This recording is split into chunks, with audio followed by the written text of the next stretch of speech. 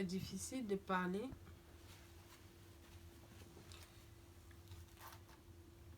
Il faut continuer, hein. Il faut continuer.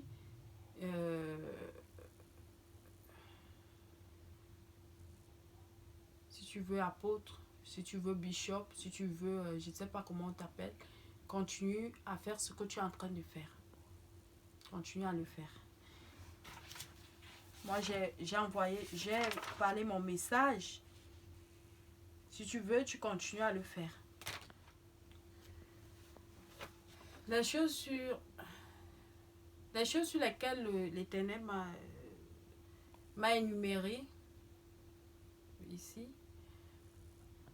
de parler, comme on parlait déjà, on a pris l'homosexualité, on a pris ce que les femmes font à l'église, qui ne correspond pas du tout à ce que les femmes faisaient à l'église primitive, hein, voilà quoi.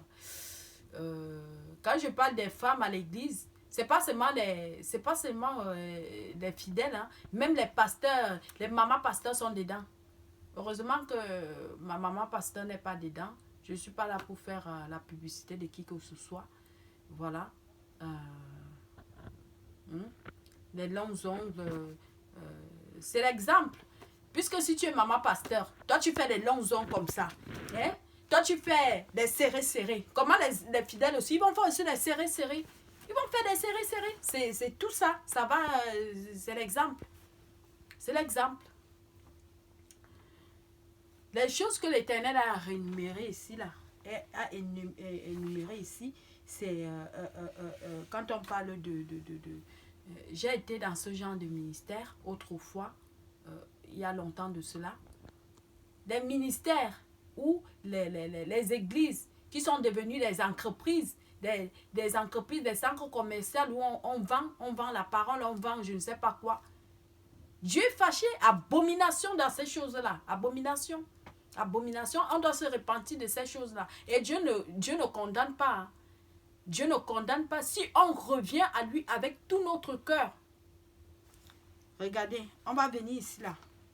On va lire le livre de Samuel, Samuel chapitre 7, verset 3. On va lire ici.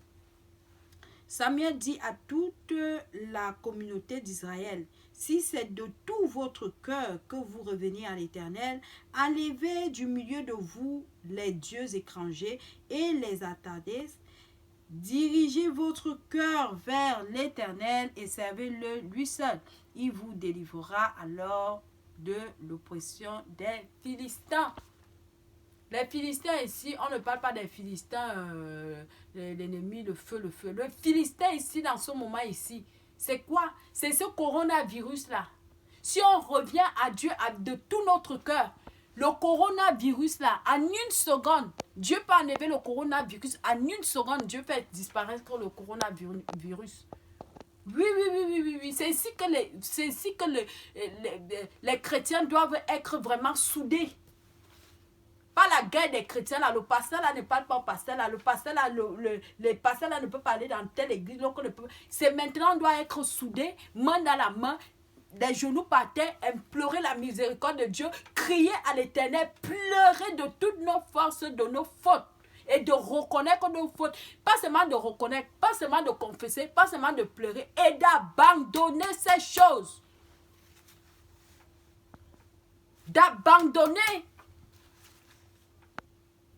Non. C'est pas si tu as été impudique, tu as passé ton temps à coucher avec les femmes à l'église, ou toi, la fille là, toi, tu as la chorale, tu as passé ton temps boîte de nuit sur boîte de nuit, ou homme. À l'église là-bas, ici à l'église, il y a la prostitution. Yek. Dieu est fâché. À la chorale ici là, elle a la chorale ici, elle soit avec le pasteur, elle sait que le pasteur est marié. Ici, là, Dieu est fâché. Dieu est fâché. Hein? Dieu est fâché. On doit revenir à l'Éternel de tout notre cœur. Ici, là, on voit très bien Samuel. Hein? On voit ici, Samuel dit à toute la communauté d'Israël, si c'est tout votre cœur, si c'est de tout votre cœur que vous revenez à l'Éternel, enlevez du milieu de vous les dieux étrangers. Les dieux étrangers là, c'est quoi?